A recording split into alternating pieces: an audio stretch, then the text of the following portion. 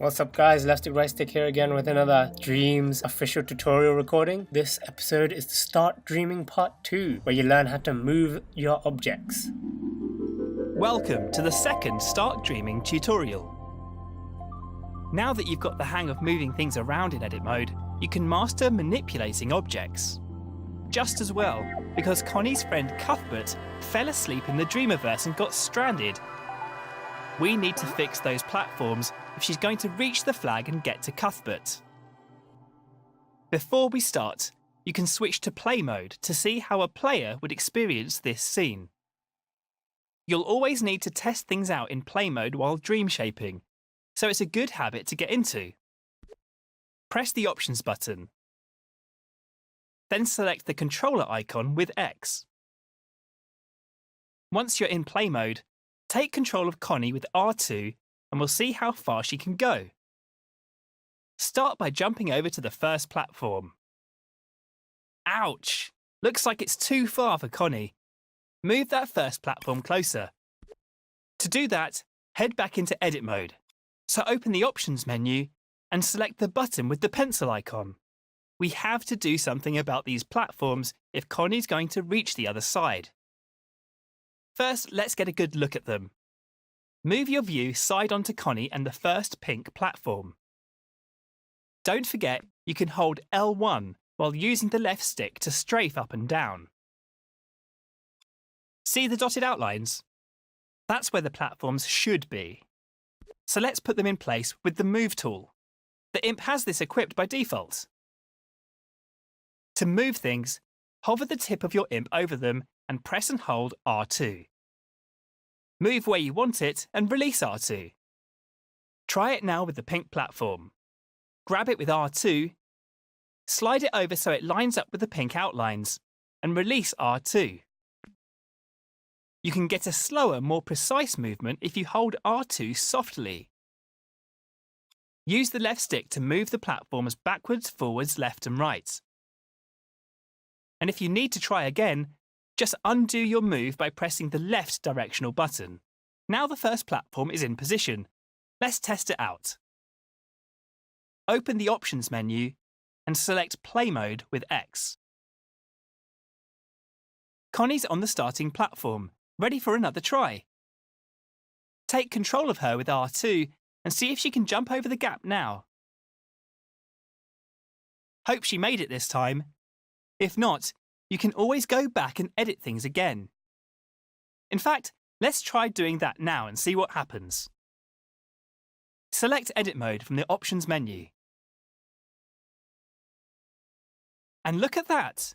Connie isn't in her starting place anymore. That's because time passes when you're in play mode, and the scene doesn't rewind automatically when you return to edit mode. Instead, things will be frozen in the state you left them when you were playing. Always keep this in mind when switching modes. But you can easily rewind things. Just press L3 by clicking the left stick on your controller, and everything will rewind back to the beginning. Doing this won't reset any changes you made in edit mode. See, Connie is back to her starting position, but the platform remains where you moved it. Try to get into the habit of rewinding scenes after you play them. That way you'll avoid any problems. There are times when it's useful to leave things as they are after playing, but when in doubt, rewind. All right, if your platform is in the right place and you've had a successful test run with Connie, you can move on to the next step.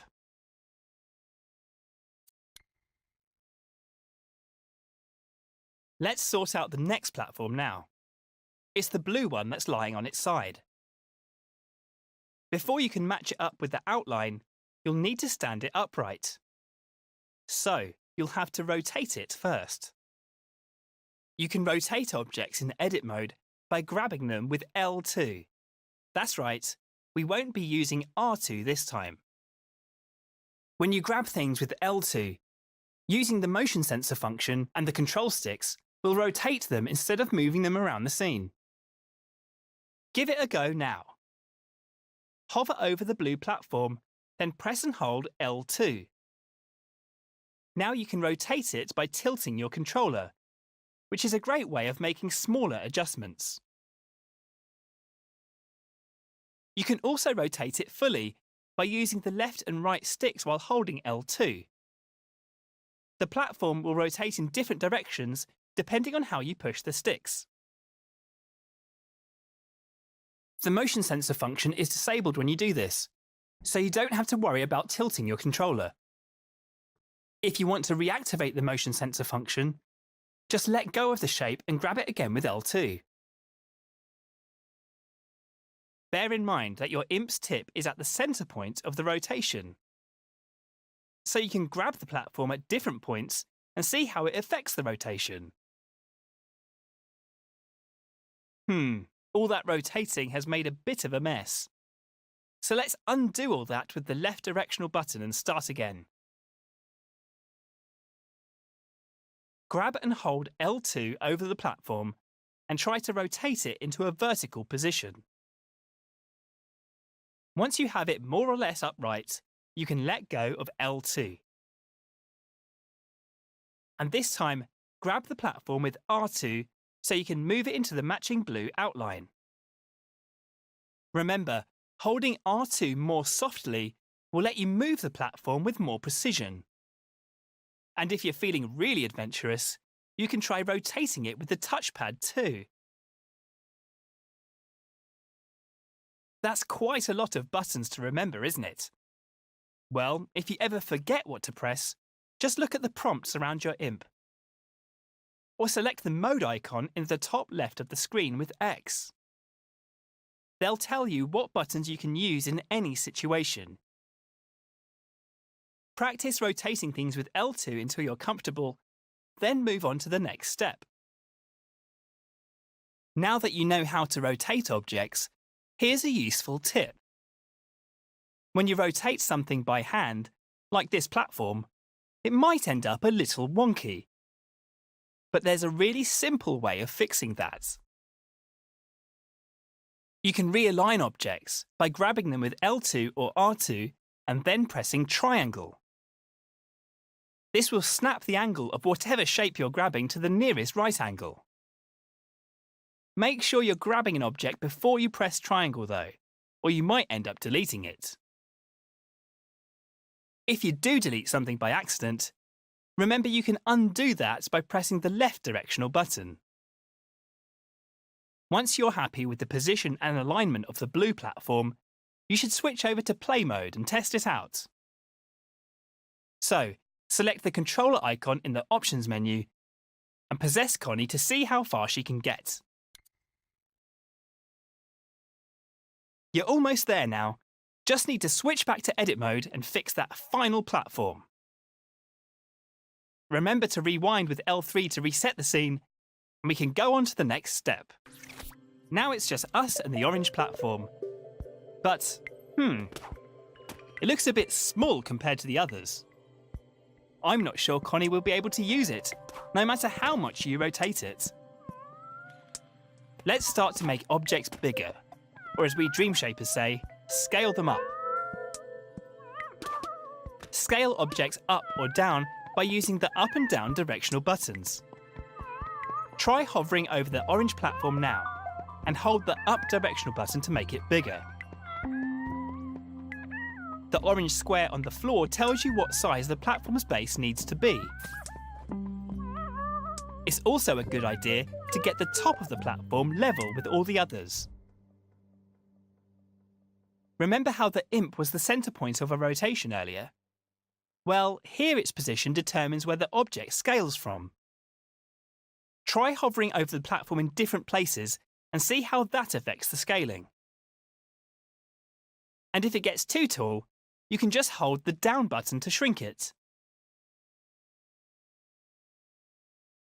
Now that you know how to move, rotate and scale things, you should be able to get the orange platform into its matching frame at the right height. All right, when everything is where it should be, go into play mode and see if Connie can reach the flag.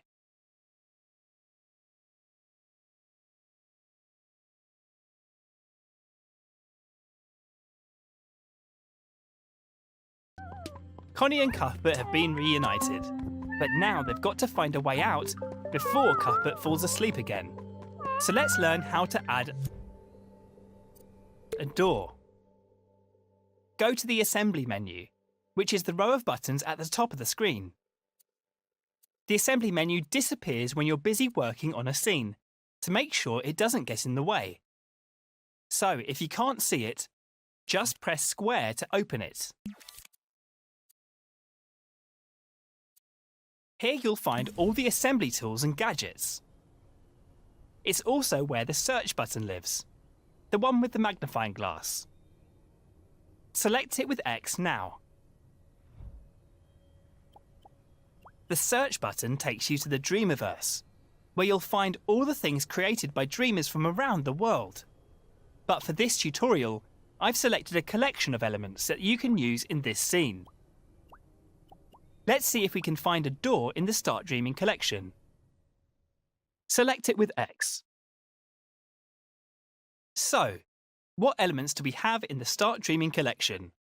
Look around. Ah, there it is, a door.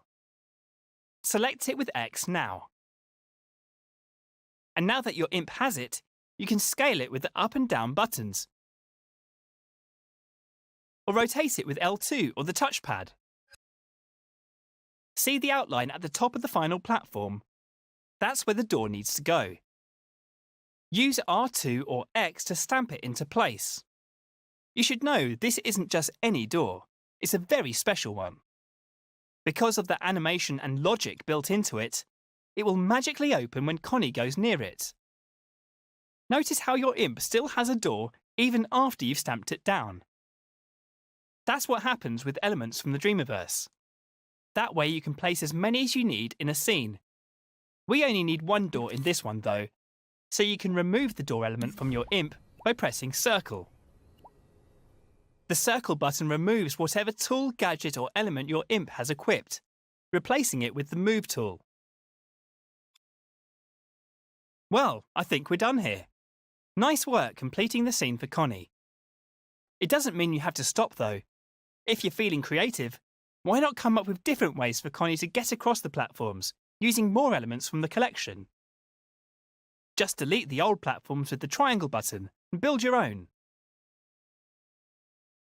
Remember to test your creations in play mode to make sure they work, and rewind the scene each time you return to edit mode. All that's left now is to switch to play mode and